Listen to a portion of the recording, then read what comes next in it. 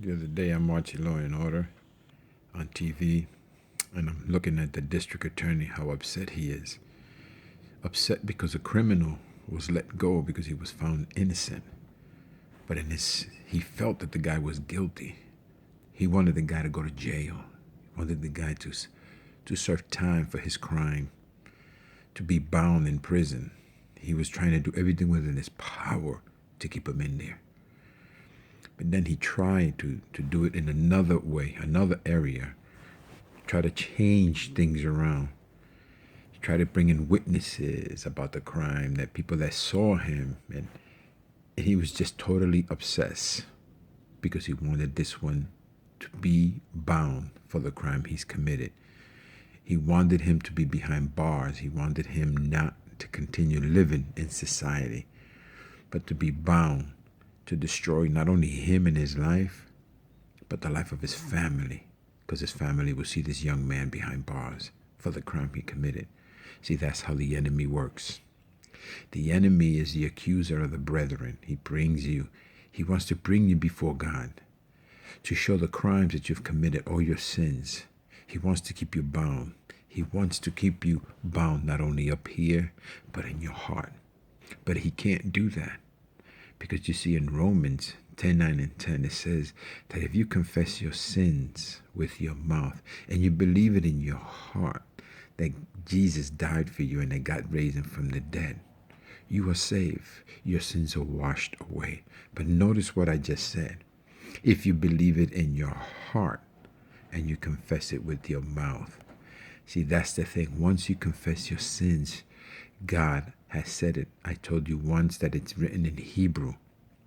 Then when God forgives you of your sins, he doesn't remember your sins anymore. They are washed away. See, but the enemy doesn't do that. The enemy will continue bringing up your sins. He brings up the sins that you were forgiven. And you know what's funny? Watching Law and Order, it's called double jeopardy.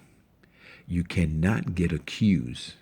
You cannot be brought to trial on a crime that they say you committed and you were found innocent. You were released, found innocent, no charges was brought against you, cause is dismissed. But the enemy will bring it up again. He's like the district attorney. He's the accuser. He wants to keep you bound. He wants to keep you low. He wants you to continue dragging, bringing your confidence down, and for you not to walk in who you are, walking Christ-like. See, the things in this world, once you committed your sins and God forgave you of your sins, you're a free man.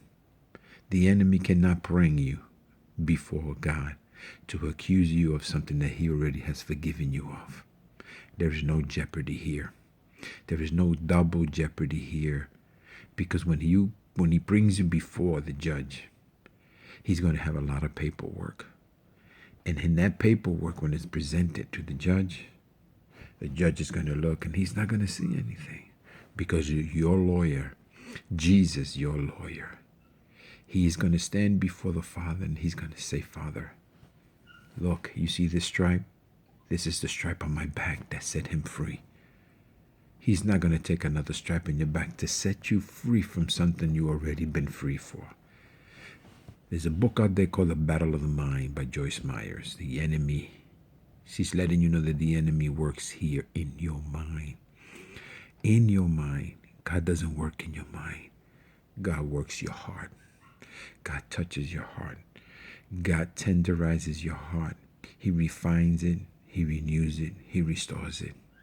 See, when I talked about Romans 10:9 and 10, it says that if you believe it in your heart and you confess with your mouth, it does not say confessing with your mouth and believing in your mind that he is Jesus. No.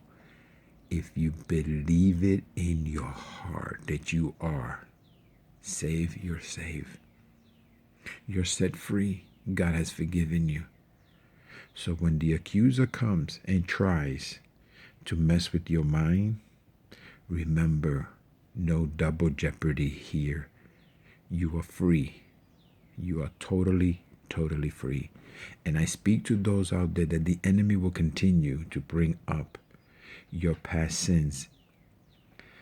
Guess what? They don't exist. God doesn't remember your sins no more because you went to him, you asked him for forgiveness, and he forgave you and he washed them away. If the enemy puts it in your mind, it's up to you to let it go, to know that you know that you know that you are free from that sin. Don't let him keep you bound. That's the problem. He keeps you bound by sins that were already forgotten. He's trying to bring you before the judge on a case that doesn't exist. You're free. Free indeed. Thank you.